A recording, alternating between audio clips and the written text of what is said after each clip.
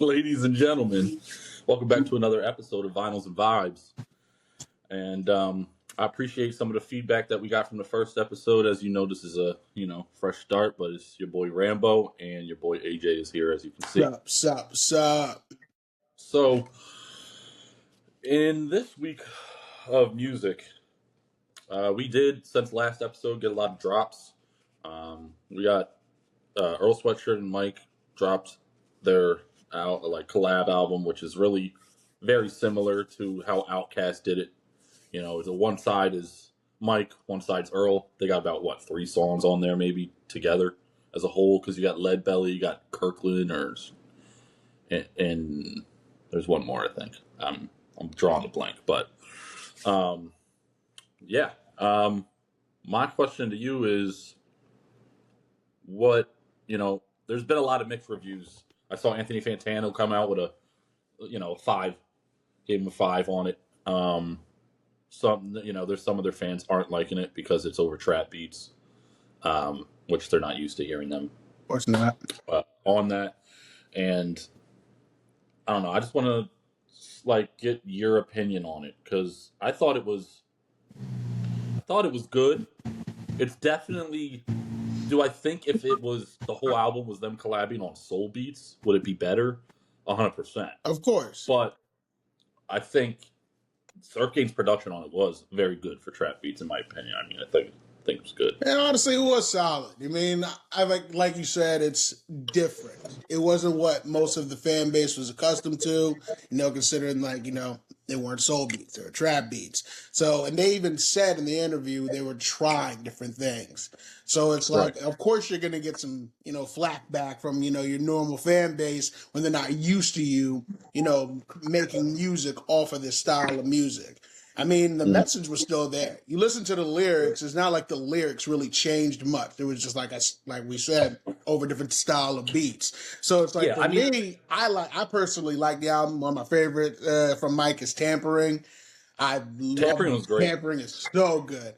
And I think it's just and then you have Happy Then Sad Again from Earl Sweatshirt. That's also a good song. I mean, I liked it. I mean, I guess us, because we're music listeners, so we'll adapt to certain changes, even if it's not what the normal protocol is from what their usual go-to is.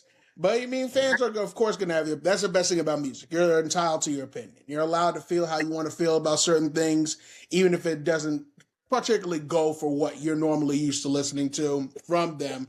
I mean, I like the album. I mean, of course, Fantano, is, of course, he's going to strictly judge it, as he always does. What I mean?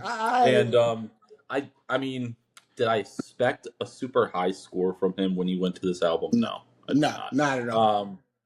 But I do think in some cases I can see how some people may call it a little repetitive, the album as a whole, because it is the same type of rap through and through. Of course. They kind of went with that, monotone, which they already have monotone even in their soul beats, in their soul song with, in their songs with soul, but it was more of a monotone over trap through and through, almost like a lot of people I saw in the comments were comparing them to How Lucky, if you listen to him, how he does it, which is kind of like that Detroit style rap where they kind of mumble over trap beats, but they're really, the ones that are good, if you listen to them, they're really speaking some shit, which of course in this case it's just they strip down trap beats with lesser drums, and it seems like they did their thing on it as far as lyricists, because they are a higher grade of lyricism. They're both, in my opinion, poets, if you will. I mean, Earl's definitely a poet. I'd say Mike's about to sing at this point. So,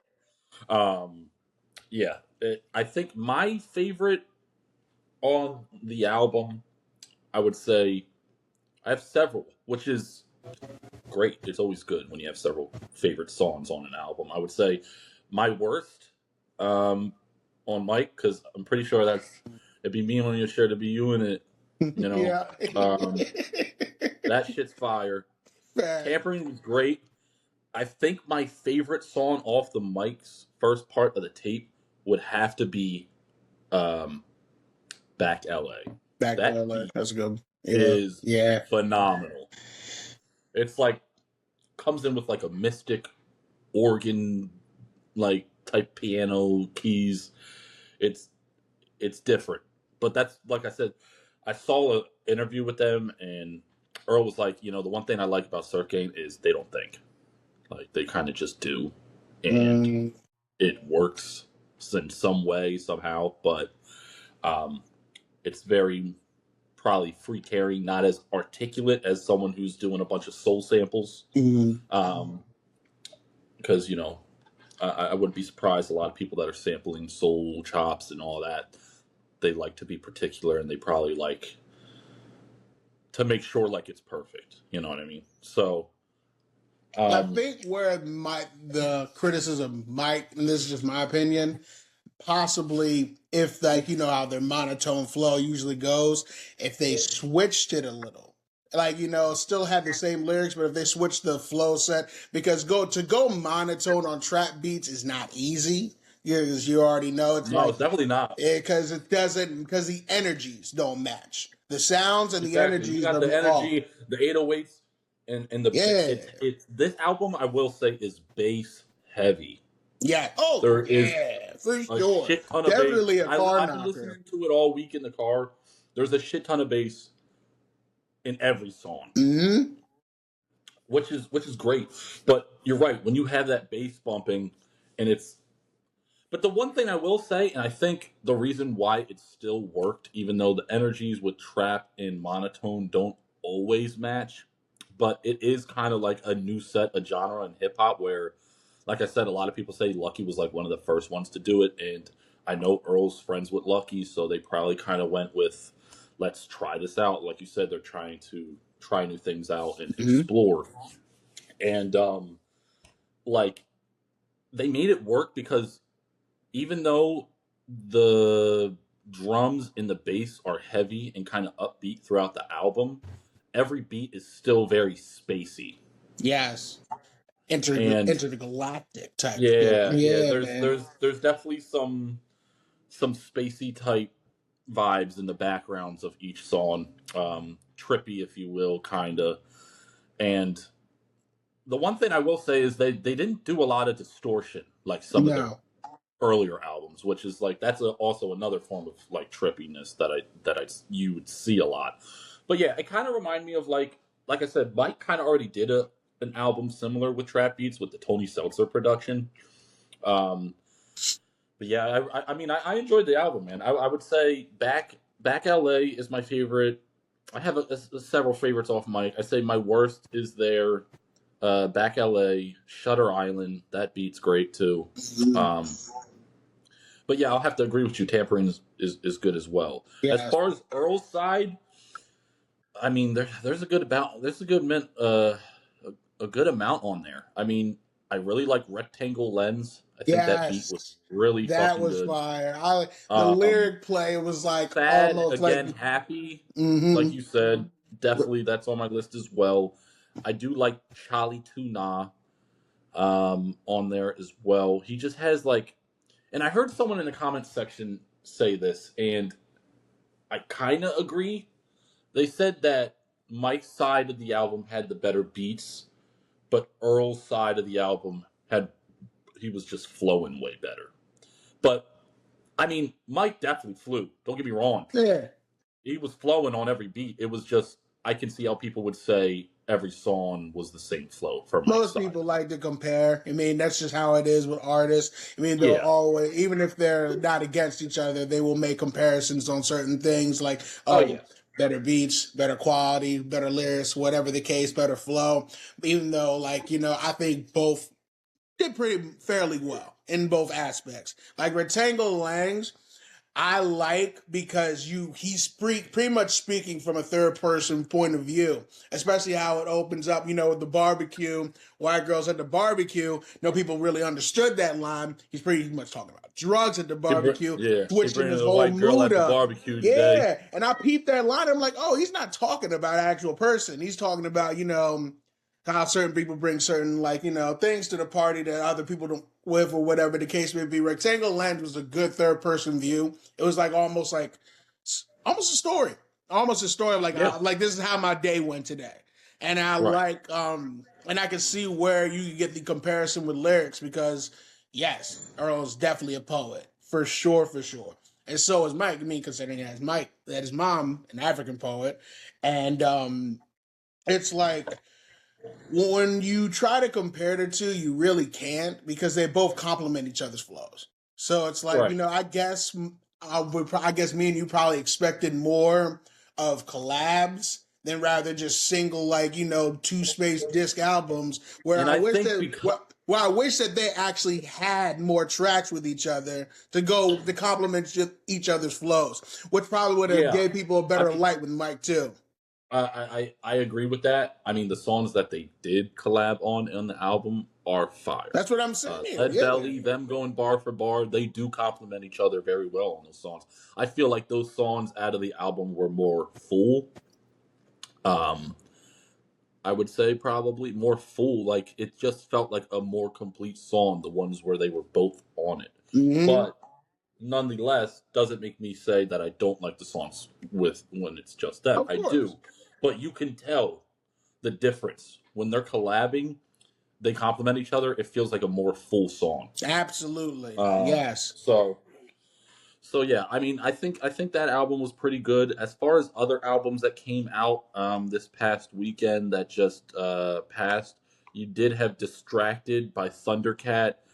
You and me were listening to most of that together too. I wanted to get your thoughts. I mean, uh, Thundercat, first of all, Does great not feature list on miss. here. I Great. I want mean, to say he doesn't miss. Great feature list. Okay, you got Mac. Rest in peace, Mac Miller. Um, you can tell that's probably something that they made a while ago. I mean, they were great friends while Mac was here. knows too much is He awesome. always, yeah. I mean, his production also was all over So the good. Lunarism album. So then you got Flying Lotus and Yachty on that one song, Yes. which is different.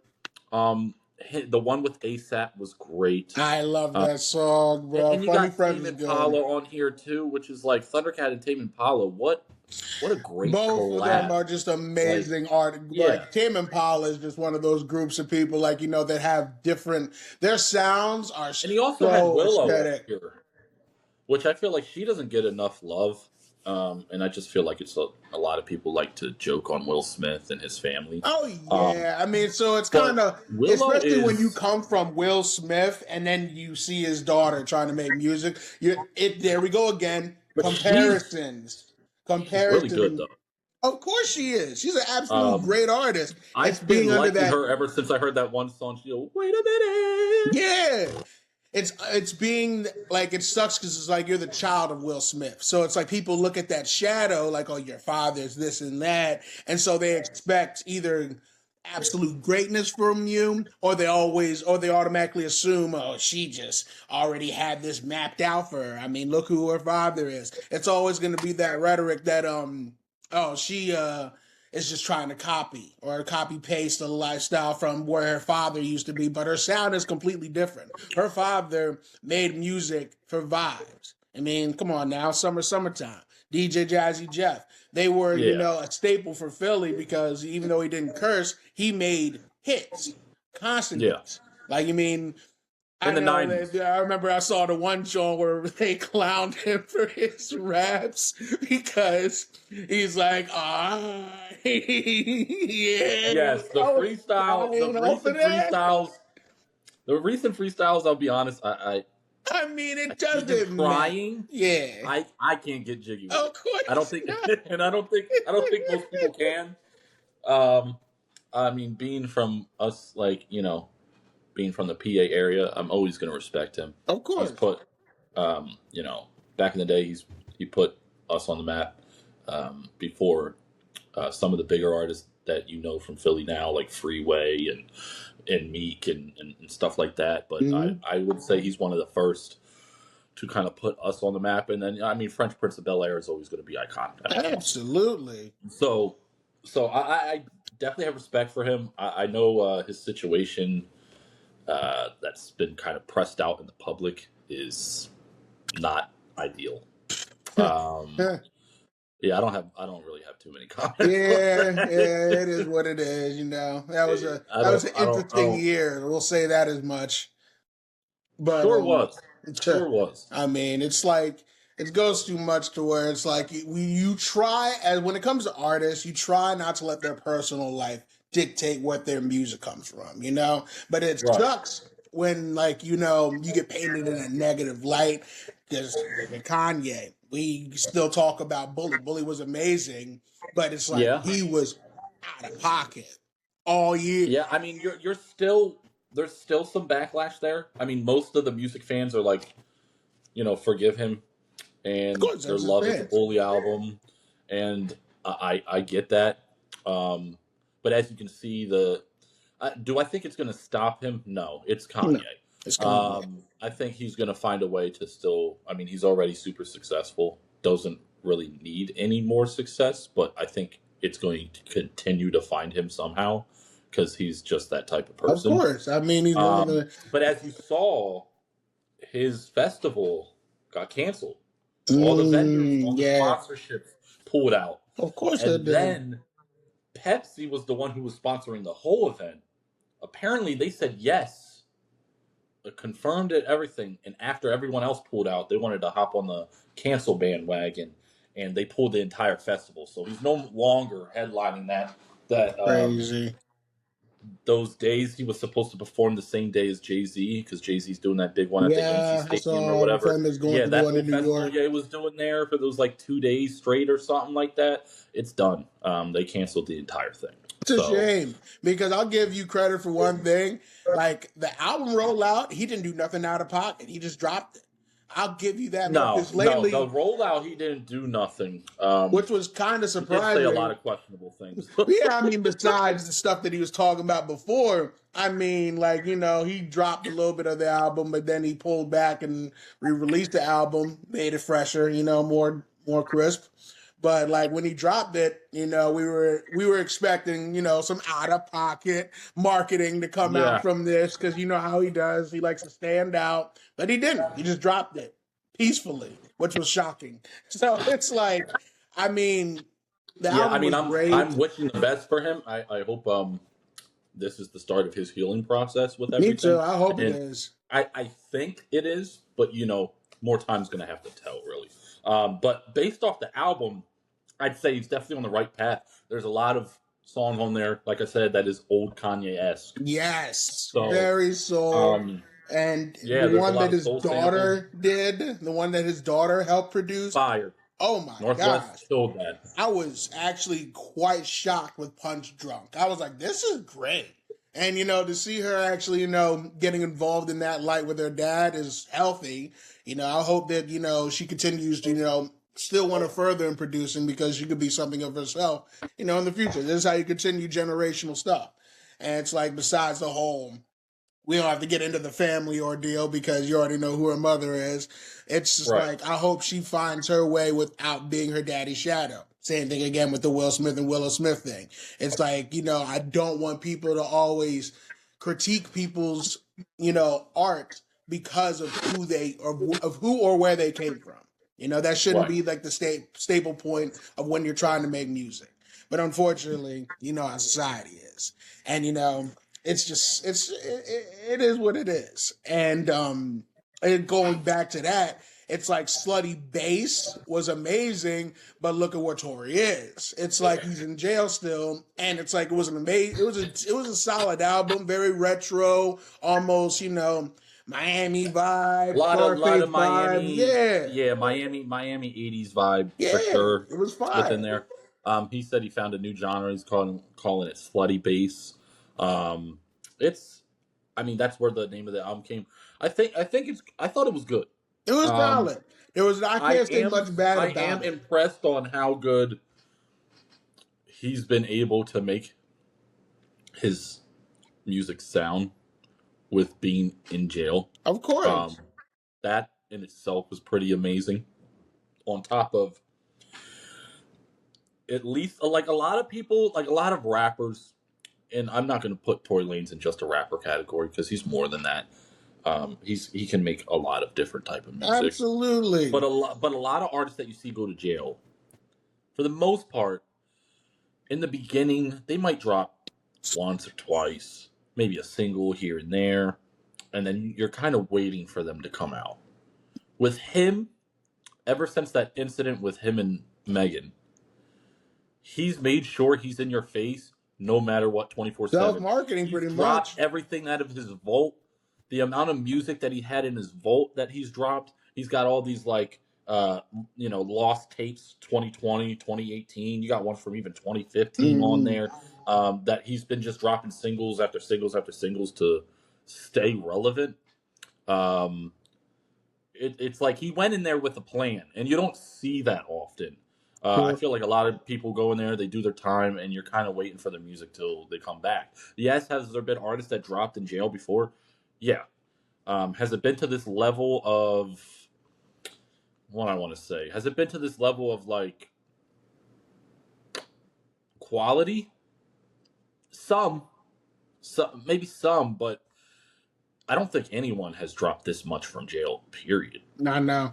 I mean, honestly, it's been how many years now? I was talking to a friend. The only one that close to do stuff like that from jail, Gucci Mane. Believe it or not, like he made a music video in jail. He made a music video in jail. Now you just opened up a whole new can of news. Oh man, let's talk about this kidnapping. But it's like at the end of the day, it's like Freddie said. Did you hear Freddie on his story listening to him? No. He said so people are kind of pissed at Gucci right now. I mean, him being smart, do you expect him to stoop to that level of ruthless? Maybe not, but he's always supposed to be, Gucci Mane's supposed to be one of them guys that keep it real. I mean, stay true to the game. The people, it's kind of a gray line because basically he talked about Pooh Shiesty and the kidnapping in this new song he just dropped, and it's actually a diss to Pooh. But people are saying that he ratted on him in the song. But the Pooh kidnapping and everything was already on the news prior to the song dropping. So it's kind of weird to say, but I was dying because I was on Freddie Gibbs' story and he was like, "This motherfucker just snitched on a Zaytoven beat? This gotta be AI." I was fucking dying. But it's wild because I see it goes. A lot of people said like, the jewelry he stole, he was going to have to make that, insurance, that claim on insurance that got stolen. So either way, it's kind of odd because it put him in a tight situation when he had to after his stuff got stolen, that was pretty much going to say something anyway. Like right then and there, somebody took it. So it's like, it's a weird thing to do because I already saw headlines that it was like Pooh Shiesty and his dad before he even made the diss and he song. just came home, and that's the crazy part about it. Well, that's just stupidity, bro. It's I get it. You won out this 360 deal, understood. You mean you felt like you need to get out of it, but there's a lot of ways to get to do things, and that probably wasn't the smartest. It's like you just got out of jail. Why do you want to go back? I did see Adam 22, which I don't really like the guy. The guy from No Jumper. Another subject. Yeah, I'm not a super big fan of him or whatever. I don't really agree with a lot of his opinions, but he did point up. He had a video the other day. I even saw Quilly. I think he reposted it or commented and was like, hate to say it, but this is facts. And he's like, I don't understand why all these gangsters do the most gangster shit, but have no plan. That's true. That is true. He was like, okay, that. you want to get out of the 360 deal, and you go in there with guns and all this stuff, but you didn't think his security, who are former cops, were going to say anything to people? He said you didn't have any plan. He said King Von, when he punched Quando Rondo in his shit, thought he was just going to punch him in his shit and everything was going to be all right. And then he got gunned down. To think that there's actions without There was no plan. repercussions is There's no. insanity. There's like he was saying like there's no plan after the gangster shit. Like It's he's like wild. if you're gonna do gangster shit, have a plan. Because But life is not the movies. You're not doing yeah, what the movie. This ain't Carlito's Way. This ain't Scarface. You're not doing what you see on movies and getting away with it. You're going to jail for having like I mean I'm just keeping it a bean. It's like I was listening to Charleston White the other day, and he like as much as people don't like The Messenger, his message always hits. And he said, they'll stand over someone's funeral after they got shot down, knowing that the same person who got gunned down was gunning down other people. What did you expect was going to happen? And he's sitting there telling these men, like, he ain't making it to heaven, he's going to hell. Like, this man was out here yeah, I killing did other see that. I people. did see And that. it's like, I did see that. people may hate the guy and his delivery might be crazy, but he's telling the truth. The message is real. It's like you guys got to stop being this fictitious world that you can't, that you can just get away with certain things. That's not how reality works. Wake up. Like, I feel like we put ourselves in a society where, this make believe stuff where, gangsters like do all this stuff and don't move correctly is not in the picture. Like, you gotta Yeah, think about it. Even the best rappers who know cocaine music, like, they had to be cautious, and they still are cautious even when they rap. They make sure that they don't put certain lyrics together so, FBI or whoever's listening can't piece together what they're doing. They move yeah. cautiously. And I at the feel end of the like day, it's like like Vaughn, rest in peace, but it's like, we're saying rest in peace to a man. Listen to his lyrics. He was yeah, just doing the most demon shit on the yeah. planet. It's I mean, like, we already knew that because he was in jail for how long, and then he came out, and then that's when he started getting promoted with Dirk as his cousin or whatever. Anyway, like we already knew he was on demon time. I mean, from the get go, when King Von was getting big, people knew he was a real deal as far as it comes with demon shit. it Like sucks he was on because it's demon like, time for sure. it's like, But yeah, when do I we mean, get to that but point? yeah, basically, like Adam was saying, he was saying all that to say like we've lost a lot of good music and a lot of good rappers to people that did gangster shit and then didn't have a Yep. plan afterwards. And actions And have that was the main consequences. message he said. And I was like, yeah, I mean, he does have a point. It's true I mean, though. It's like, actions have consequences. Expect all of that shit. And it's like, remember the joint with $1 million worth of game when Gilly and Walla went to go see Dirk before him getting locked up. And he would yeah. talk about, the hardships of watching his Yeah, I best remember friend die. Wallow was like, And he it's was like, pouring his heart do you out to them, not bro. hear the message? He's trying to tell you, like, sometimes you got to get out of that lifestyle, especially when you're put in a position of where you're making legal money now. You're doing great for yourself. This reasons why JC cut certain people off, man. You got to move on with your life and get out of that street mentality, or you're never going to go far in life. That stuff, it only gets you so far from the environment you in. Now you living in clean neighborhoods, gated communities, and you still have the mentality like you're on the block. It's not going to get you far in life. You got to be able to prosper in the environment that you're now accustomed to now. And it's like you said, that gangster stuff is only, it's not fiction, but you have to wake up to the reality of what it actually, the consequences What it comes with. Exactly. Yeah, exactly. And are you ready for it? I can say, I'll be looking Well, at people I feel like a lot of people though do know that are in those situations. Why risk and your freedom? They say they're ready. And maybe some of them are, at least in their mindset. But it doesn't take away the fact that lives were cut short because of this. Exactly. It's crazy. At the end of the day. And as fans and as the world and the music community, it's like your music was cut short, your career was cut short as well, dude. It's like AK. Yeah, that's a whole other thing. Crazy. I mean, we can name a numerous number of different artists that just. Bro, I felt like he's been in jail since I was probably a fucking sophomore in high school. I'm on a chase. Fuck a beat, Yeah, boy. Fuck a beat, yeah, I boy. I'm remember trying that. to beat That a was case. And I love that song. I'm sorry. That song's sounds fire. great.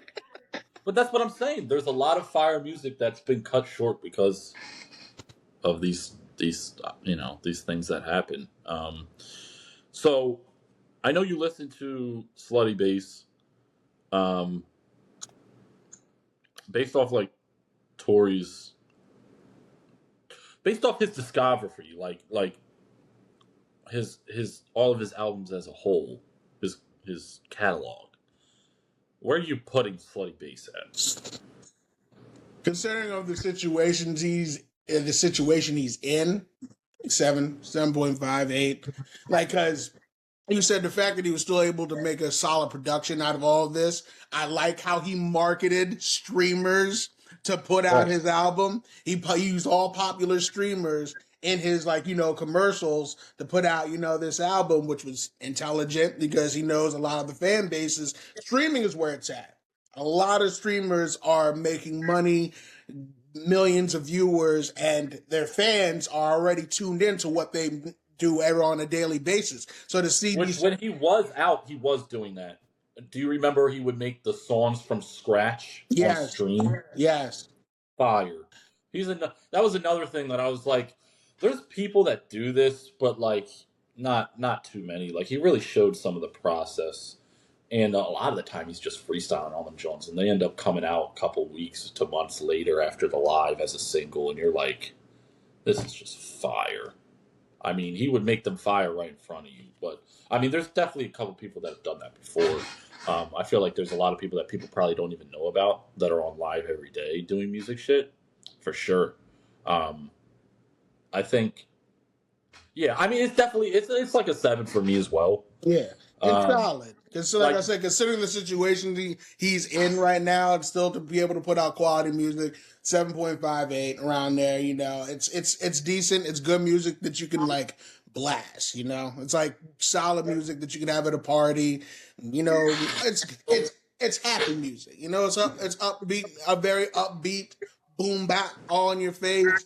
And I honestly, Bulma's Patience is my shit. Because it's almost a DBZ reference. Bulma's Patience. Bulma yes, is Vegeta's wife. And it was, I mean, like I said, it's exactly what you expect from Tory, considering what he's dealing with right now. Lord knows when he comes home. But it's like, it's hard, like, once again, to keep that attention towards you when it's the last time people saw you was a negative outcome, between the whole situation between him and Meg. There goes that female fan base is always going to criticize and like, are you guys still listening to this woman shooter? And it's like that story was everywhere. A lot of people to this day don't know whose side to take because the story just didn't add up on a lot of ends. And on his side, it's like, bro, you should still be fighting this if you did or did not do it. Yeah. I mean, the whole trial for that kind of seemed off too because I was following someone on Instagram who was some type of a lawyer or some shit that was in on the trial, or at least one of the juries, or I don't think it was the juries because they won't let them speak on it until the trial's done. But I think it was someone who was watching the entire trial at least, or someone who was close to like Tory Lanez lawyer, or he maybe was his lawyer or something like that. And after every trial was done, he was talking about, he would go on Instagram and take a video and was talking about how the trial went. He was talking about Megan and her friend were on the stand. Megan's friend part didn't add up. Like everything was seeming like I was paying attention because at the time I was a very big fan of Tory because I absolutely fell in love with the Chicks tape. Fucking which one was that? 5? Oh my god, dude. Chicks Tape 5 was phenomenal. I already was a big fan of him from Memories Don't Die. I thought that album was really good. But Chicks Tape 5 like had me in a chokehold. And I was listening to it all the time. But anyway, I was paying attention because I was like, I want to know what's happening because I like Tory, I like his music. I don't want him to fucking go away. So, I was just, looking, and it seemed like everything was in his favor. Like every video I saw, and then next thing you know, he has this huge sentence out of Crazy. nowhere, Crazy. and I was just like, It's almost I like, I don't know, don't it understand how. almost feels preordained to get him locked. Because imagine if he didn't get locked up. Because then it's like, you just If get he didn't him. get locked up, shit would be looking bad on Megan, and I don't know if she would And be she's still getting where she's at promoted to now. do stuff. Like, I mean, Yeah, regardless of the fact that she's dating, an NBA star, she's still getting promotions to do stuff. So it's like, right. we're not even going to touch on that subject when it comes to like the courtrooms between men and women, because some people, just get upset if you try to side with one or the other. So we'll leave that alone. But yeah, it was like it was a harsh blow for Tory fans, because like it just didn't seem believable. Something about this didn't add up. It's like, you've been working so hard to build your career. Why would you risk this over shooting somebody that you already know has been very up and down with a lot of, like, I mean, come on now. She was with Party for a little bit, left that, and after the court, and after that whole Yeah, thing, which left I didn't even know who the fuck that guy was until she got with just him. But I somebody, did see bro. like You he gotta was like think. I mean, I'm not even he was gonna talk another about it. Let me rapper. not talk about it. It's crazy because you already know how certain women be, but it is what it is. But it's like, you could tell Meg is the type to probably have a roster, but it is what it is, and it's like, Yeah, I mean, I feel like most women in the industry probably do. Remy Ma dissed Pap and his new girl. I didn't That was listen to it, but I saw on, like, wait, what? yeah, I did not know on that. I swear, I saw on my Wait, is this from a timeline. while ago when the whole incident was happening? I might have heard that, Well, I or don't was know. it I'd have to recent? relook at the post, because somebody who I follow on Instagram said, Pap Smear, you got to come downstairs. And I'm like, oh man, this is crazy. I'm like, Pap smear? pretty much calling, like, pretty much saying, oh, like, how he had so and all this other shit. And I'm like, Yeah, yeah. what? And like, it's like, why would, what? Like, look, I don't condone, talking about relationships, but it's like, at the end of the day, Pat was with you the whole time you was locked up. And for you to do him Yeah. dirty like that is crazy. And it's like, message, man, even when you're a good guy, unfortunately, you still get the shitty end of the stick. And it's like, you moved on. I know the divorce isn't really settled all the way, but it's like, nobody should be taking her side on this. It's like, she did you dirty. And some of the women, it's just like, it goes to show, some of their personalities on here when it comes to shit like that. It's like, wow. That's a whole other Right. It's whole like, other. Pat came at 50, which was funny. That joint was funny. I heard that joint. I'm like, Yeah, he came at him pretty well too. of course, it's Pat It was Poose. good. Like, But we're Pat not even kills shit, bro. Any beat he's Pap on. is I mean, always going to be an underrated lyricist. I mean, he's the type of lyricist. freestyles in the car, legendary. It's like the New York Cassidy. If I was going to make a comparison, a New York Cassidy. And it's like, for you to come out with a diss to a man that was good to you, and because, you feel some type of way because he moved on, is dating a boxer now, and, all these women are like, what's a boxer to a gangster? It's like, you seen what Remy type time Remy was on him? Like, what? Like, this is what y'all be doing? Really? They're saying, the man moves on and finds happiness in somebody else, and y'all still want to tear the guy down for something he didn't even start. But I digress. That shit's crazy. Yeah, and they had like pictures near the Christmas tree. That shit was crazy. My man is spending Christmas alone, and she's having pictures next to the Christmas tree with her new man. And this is how he's finding out, like, through the internet. I'm like, it's a shame. It's a this shame. Is terrible. That's a shame.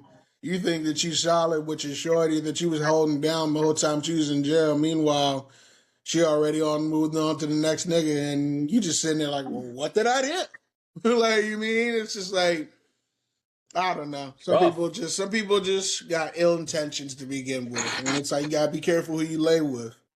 And overall, the albums we've talked about today, we're good. Mike and Earl, solid. Yeah, I would say Slutty Bass is a 7. Thundercat, I'm giving that like an 8.5. Yeah, absolutely. Candlelight. When the moment when Candlelight started, I knew this joint was gonna hit. I knew it was gonna hit. Oh yeah. Candlelight reminded me so much of Lava Lamp. He is one of the best. He's probably the best bass player of right now. Yes, absolutely. Yeah. Of this era, hands down. It's not even close. Because I also feel like bass, for the most part, other than I'm sure there's some underground jazz or underground bass players that are really good that I might just not know about. But as far as like mainstream, yes, for this era, he's the GOAT when it comes to bass playing. He collaborates with everyone. Like everybody wants to collaborate. And this is the same guy that did Dragon Ball Durag. Like it's crazy. Yeah. And it's like when you watch, I love his weird personality style because it fits. It just works. And it's like, that's what got me tuned into this guy.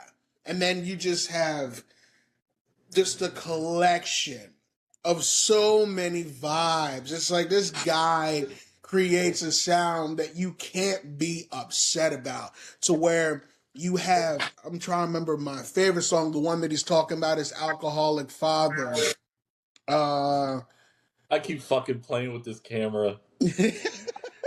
I keep seeing it in the corner. It's like zooming up to my face. I'm like, let me see. Because there's this one song. It's like center stage mode or whatever. Them Changes. Yeah. Them Changes is so deep and kind of dark. Like Them Changes, he's pretty much talking about like, his dad and alcohol and like how badly it affected him. And the fact that song doesn't even sound like remotely sad, but when you listen to the lyrics, you're like, holy shit. This nigga was going through a very depressive phase of how that shit affected him and how it really altered, how he would feel later on in life. I mean, he's like, I'm standing here with this black hole in my chest, a heartless, broken mess. I'm just like, man, fool. And I mean, but he makes it sound so like giddy and happy. Exactly. He doesn't make stuff sound morbid. He doesn't make any of his sound. Yeah. He never really makes stuff sound morbid. It's always, a vibe, groovy, very hipstery. His vibe, and I feel like they probably already have collabed. But his vibe goes perfectly with the production of Pharrell. Oh, yes. Yes, for sure. I mean, Pharrell's always been like that. Like Pharrell with the I'm Happy John. Mm-hmm. Cause I'm happy. Yeah. That was on every radio station. Oh. It was on the Despicable Me movie. It was going crazy. Commercials. I mean, they played that song so much, I started getting pissed off because I'm like, yeah, we get it. You're happy. That's one of those songs that they probably overplay. It sucks when people overplay a lot of things because then it ruins, the joy of the song, because then it's like you're just using it to market and make sales off of it now. Yeah. Profitable shit. It's just like when Pharrell can make gritty beats too. Like you heard the Clips out. Yes. Crazy.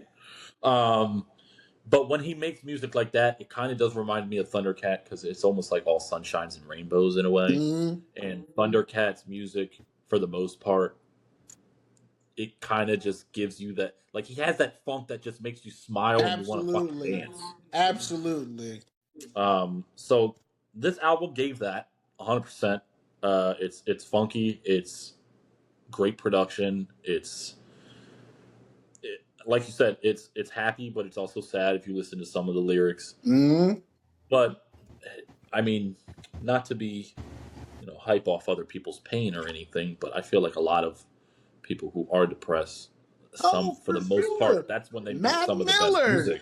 Come on, man. Yeah. Mac Miller, Juice, like we can name a plethora of artists. Most of Earl's catalog was morbid as fuck. Morbid as fuck. Most of his catalog is I feel like he just really started finding pure happiness recently. Live, laugh, love is and a lot of people they're really good at hiding it too. A lot of people are good at because you learn making to you deal think with they're okay, things. but they're really not. Because you learn to deal with things. It's like, okay, you can constantly be upset and depressed all the time, but it's not going to change anything. So sometimes you got to look at the brighter side of life. You know, being happier is way better than being sad all the time and always worrying about the negatives in life. You can't be pessimistic all the time. You got to look at, I got a bad text this morning, but at least the sun's out. You mean? You got to look at the bright things. Like every day, I remember I had a counselor tell me, if you ever think negative or have a negative thought, name 5 things to be grateful about. It'll change your whole mood. It'll make you feel better because, like, sometimes we get into those thoughts and we sink into those thoughts, and that energy can completely ruin your entire day. And it's like, you want to wake up. That's why I like waking up to lo-fi sometimes.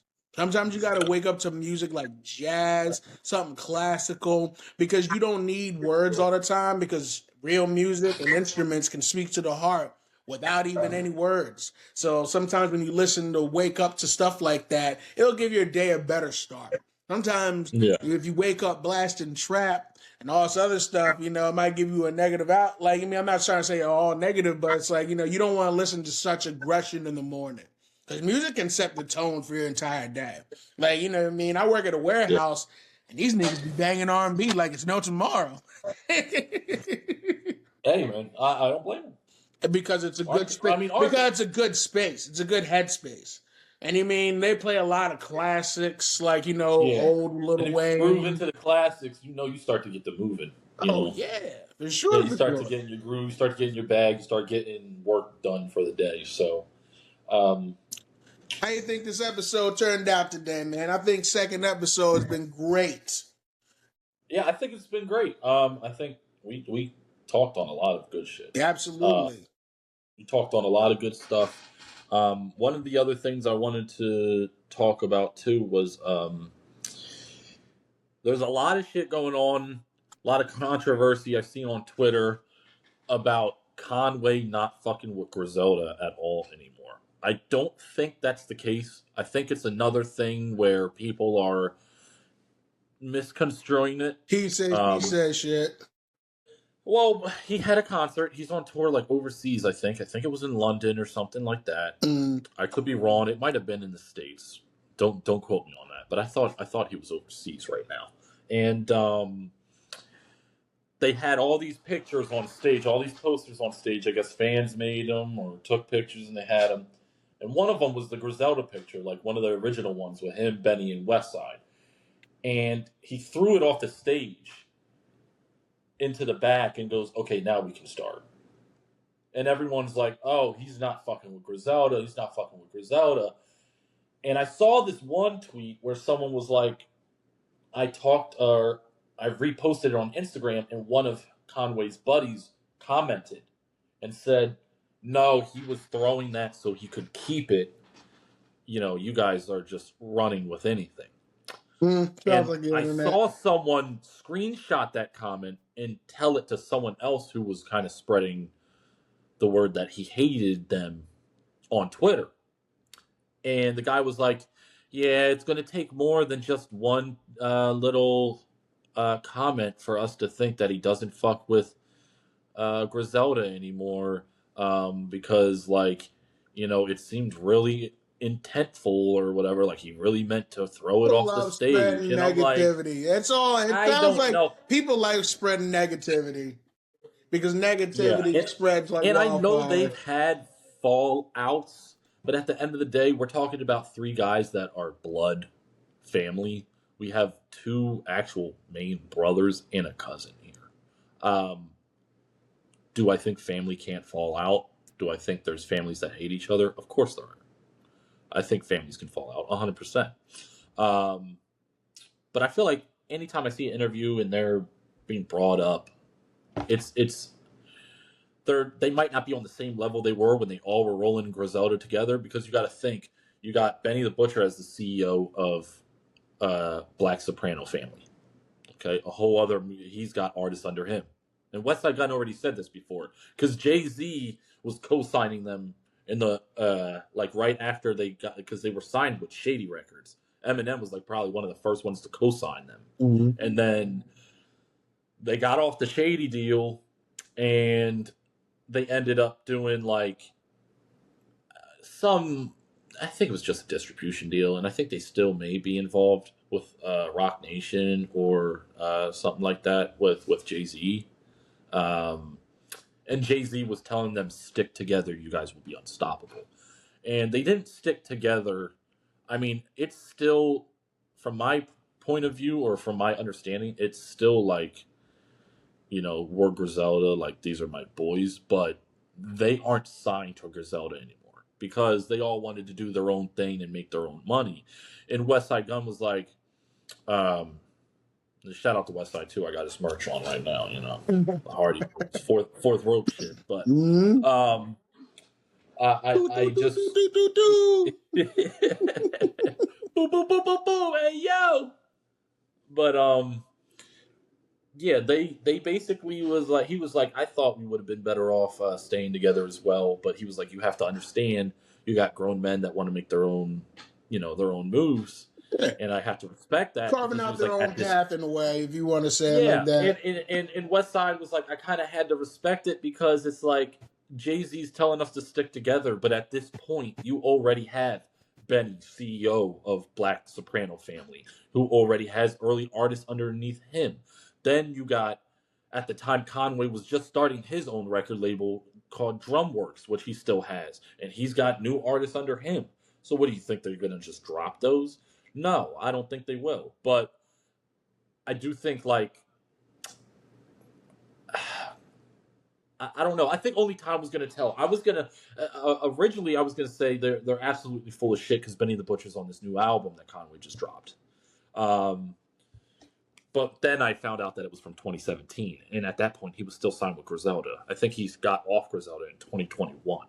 So it's definitely like, these are older tracks. By the way, it's called GOAT. If you're a fan of Griselda, you probably already fucking heard it. I'm a little late to it. I actually didn't know about this one. The whole album is produced by Derringer.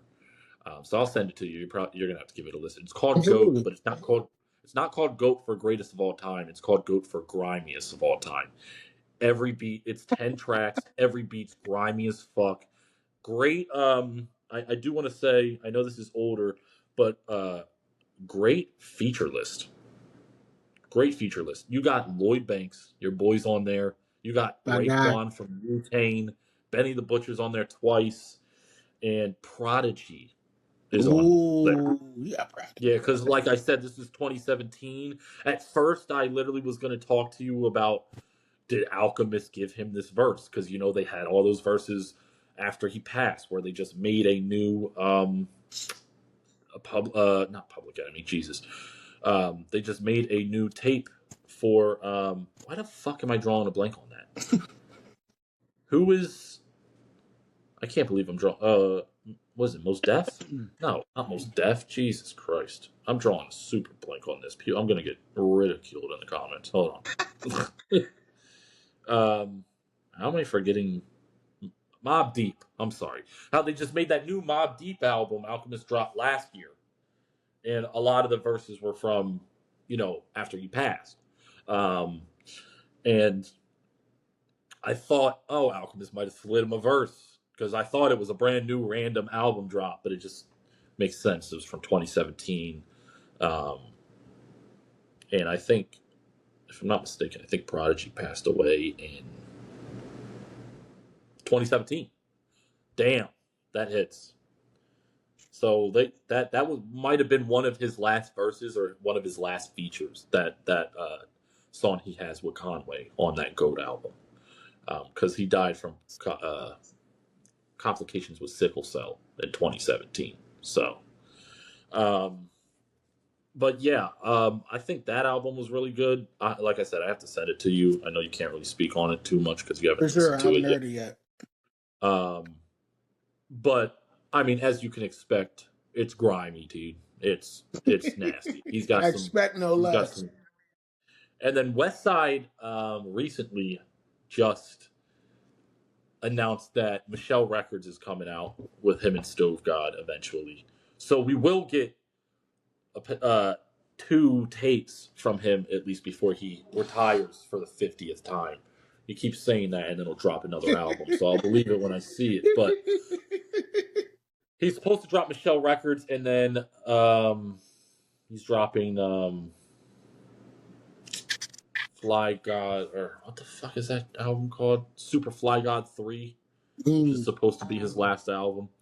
And apparently he's curating an album for this group called Feed the Family, who's out of Buffalo. And before we get near the end of this episode, let me just show you one of their songs, because I searched them up and I was like, who is this?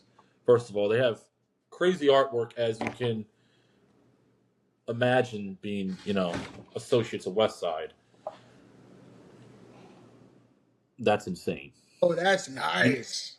You know who that is? That's I need to go to rehab. Yes. Remember she died from heroin? I know. Addiction? It's a shame. She's got the heroin needle in her fucking mouth. Oh, I thought that was just a giant cigarette. It's hard to tell on the camera. That's not a cigarette. It's a needle, bro.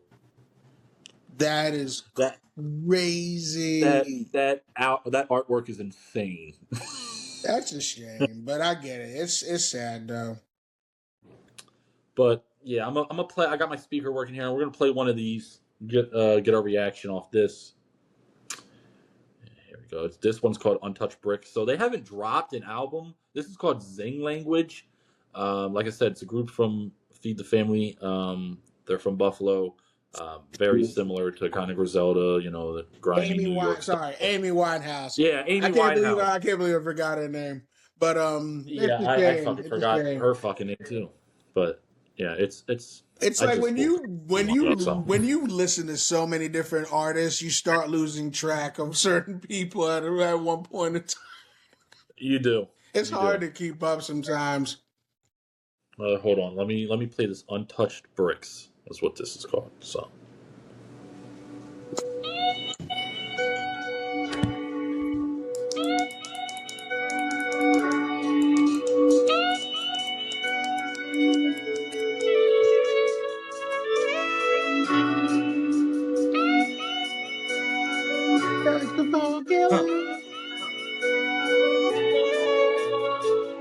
Love.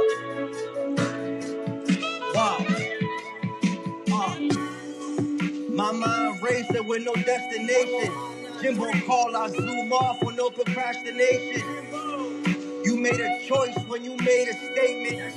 And I've been selling boys since my graduation. First 10 down, I stashed it in my mother's basement. And that's word to the Lord, like I'm Pastor Mason. Thought the love was real, that shit Canal Street. How you say you love me, then turn around and down me. Love the Canal Street reference. Yeah.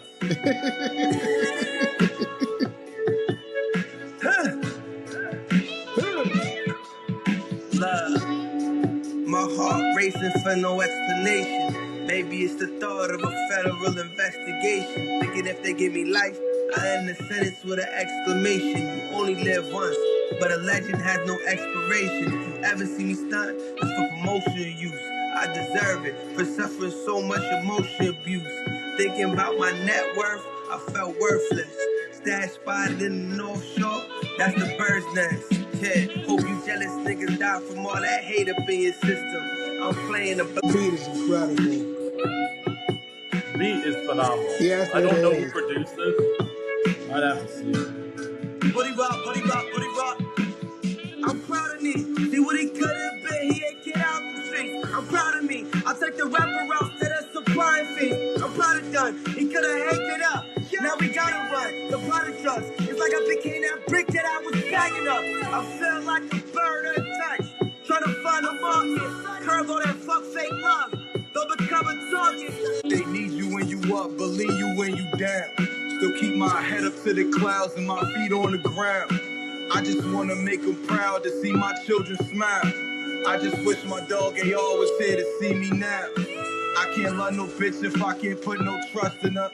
She did me greasy, I can't lie, I lost that love for her. Man, that shit ain't easy, but believe me, I'm so done with her. If a bitch for Peasley, I should never have to go get her.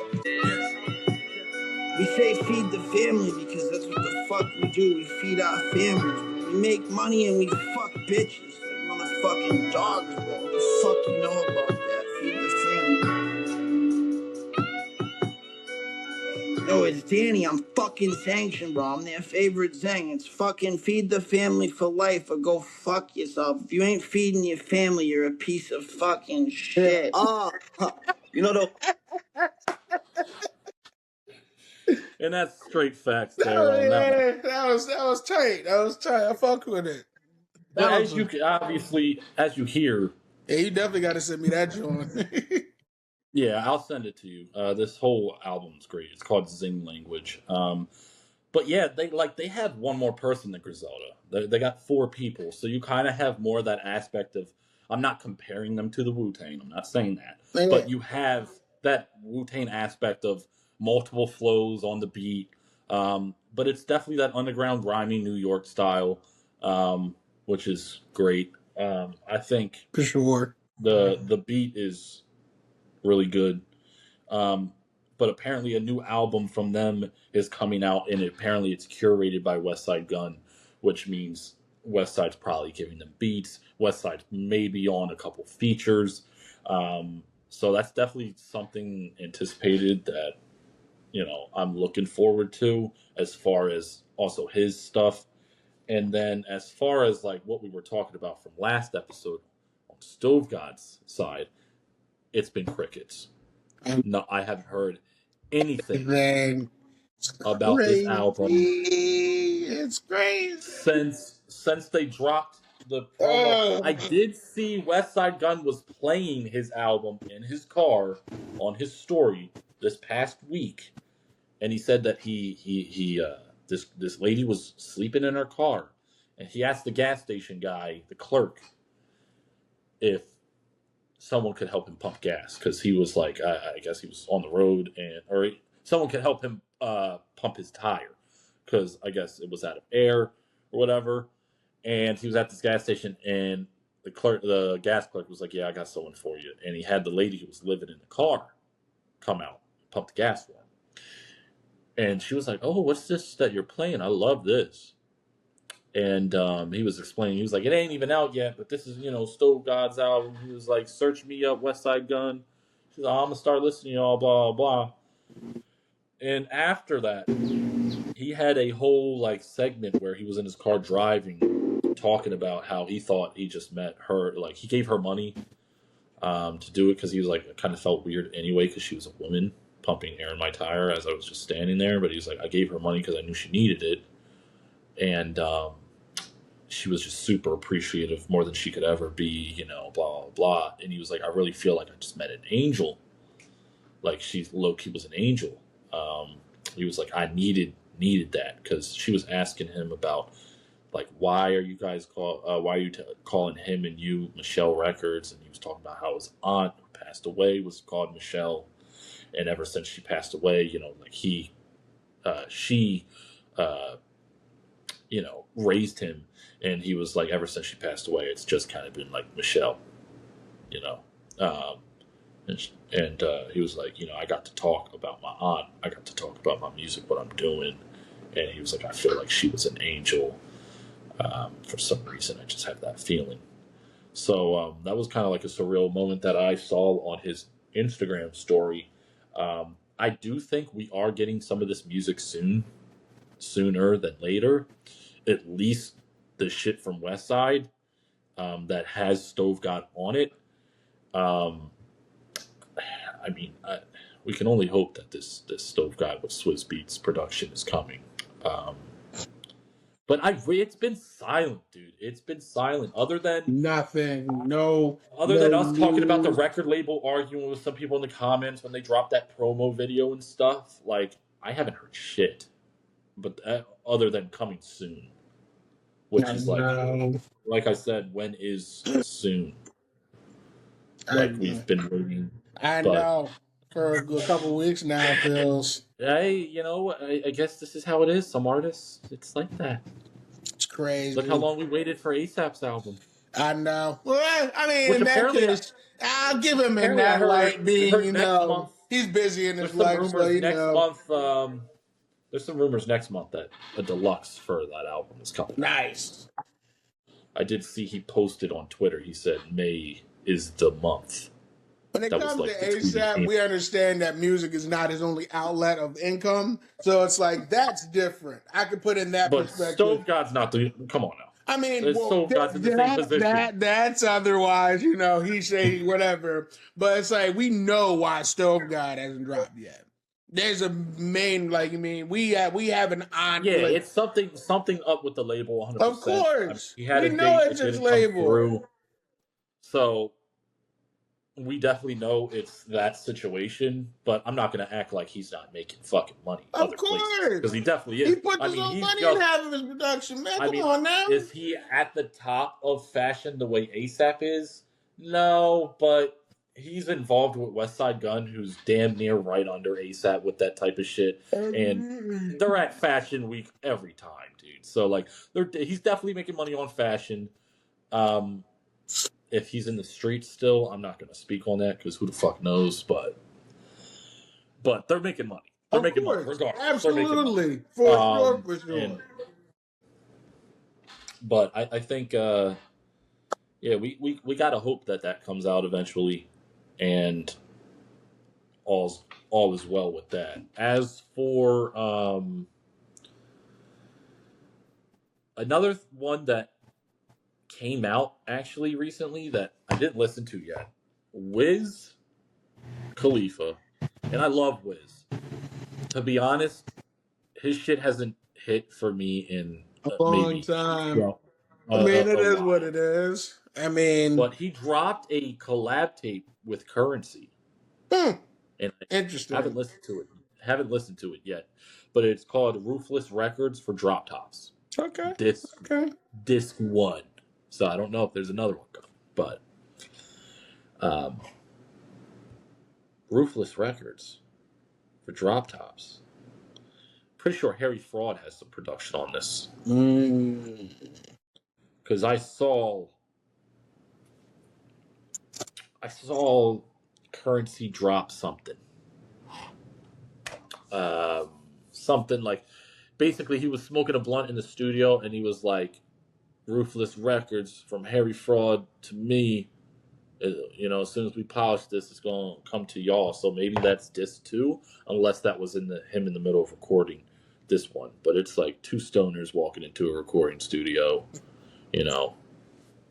And it's not set up for a joke. It's what actually happens when they're in there. Of course. So- I mean, that's not surprising, but hey, you know, yeah.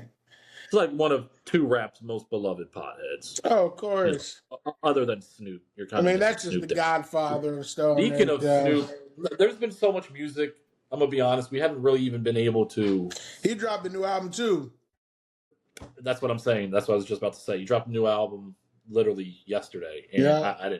I didn't listen to it. I'll yet. give it a So peek, That'll, man. that'll have to be. We'll have to put our, our thoughts on that on the next episode. Of course. DJ Khaled dropped that special feature. I called that Yes, all you fucking did. day. You said it was probably gonna be Future. I We were said, it's trying to probably gonna be name Future. people. Some tells me it's gonna be Future. You were saying that It it'd could be have hilarious possibly if it was been Drake, Drake. or it would have been hilarious if it was Kendrick. If that was the case, If I would it- have died. Be honest, I'm not gonna lie to you. Imagine if K-Dot came out on this joint, because that's the last person you'd expect Khaled to actually Yeah. collab with, which would probably have gotten a lot of traction, to be honest.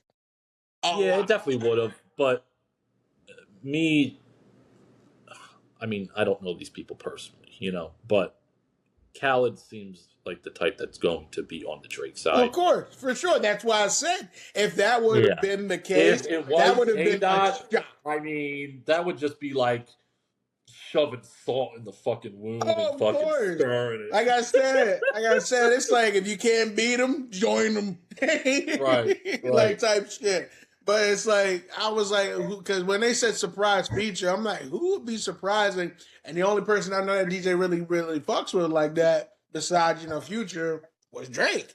And it's like, I mean, Drake hasn't really dropped much of anything since that battle. Like he dropped 15 and that, that A drive or that drive or whatever, but nothing has stuck since then. It's like the power of music has really affected his career. That battle has just really affected his career. And it's wild because it's like people have been talking about Iceman for months now. So it's like, Yeah. and it's like trying to. I mean, to be, obviously in here, the Drake lovers aren't going to like what we have to say. We're obviously big Kendrick fans. Of course. And what's crazy is that it's not that we aren't fans of Drake. We just knew which side was going to, superiorly have the better lyrics. So it is what it is. Yeah. And to be honest, like to be completely real with it, I do think, has it derailed his career a little bit? Yeah, it has, for sure.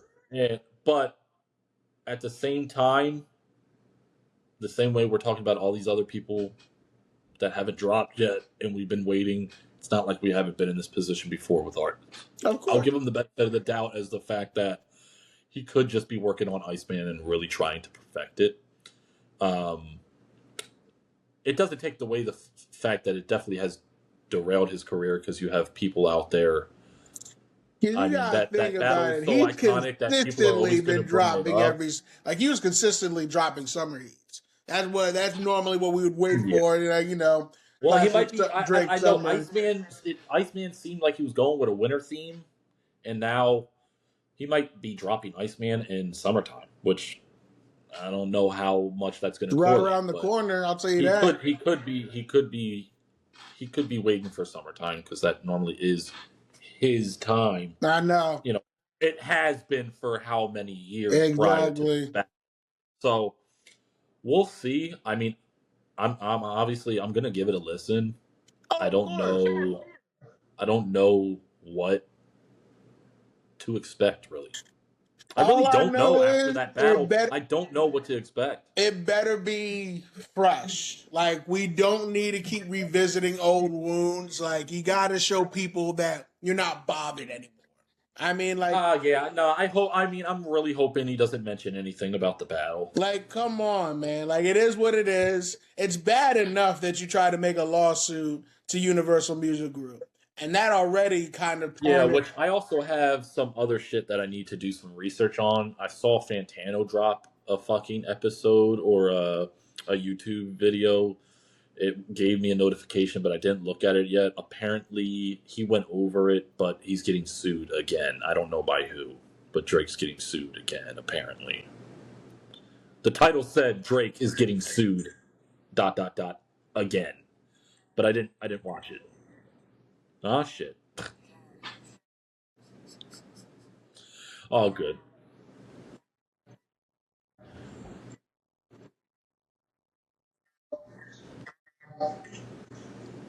I got that phone call, so, I guess... We're going to have to wrap it up.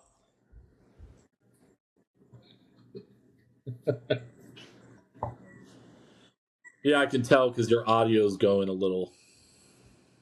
It's like monotone now. But all right, yeah, I mean, we'll be revisiting some of the albums we haven't listened to on the third episode. We'll keep this pushing. We didn't do too many listens in person on this one, but a lot of information we just gave you guys. A lot of point of views, a lot of opinions. So if you guys had any music that you want us to review, drop it in the comments. Drop it in the comments. I mean, we're not afraid of any genre, not afraid of, I mean, one thing I will say, I haven't got into country. That's the one genre I just haven't got into. But I'm going to give anything a listen. There's one song I listen to. It's called Cheeseburger Paradise. Just look it up. Yeah. No, I know that song. That's Jimmy Buffett, ain't it? I think so. But I heard it. I heard it at a flea market. That's a classic. I heard it at a flea market. 2 tickets to paradise. You talking about that song? French fries, lettuce, and tomato. I was like, My fat ass was like, well, I'm hungry now. Oh my god. Cheeseburger Paradise?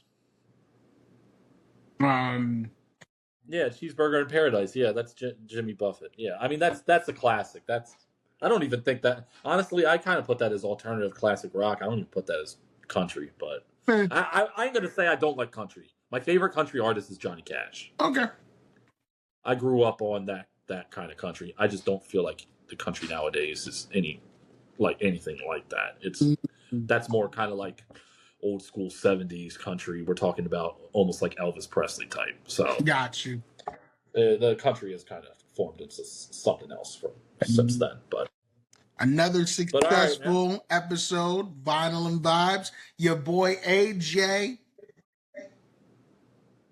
He's out. I'm out. Till next time, folks. And next episode I'm gonna bring in some vinyls to show you guys as far as my collection. If there's any other vinyls that you guys have, mention it in the comments as well.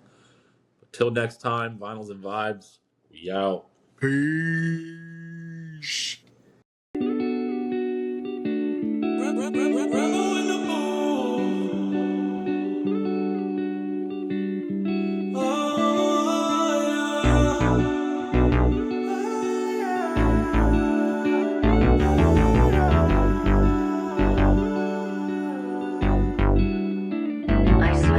Some days I be trapped in my mind. Some days I don't know how to find my way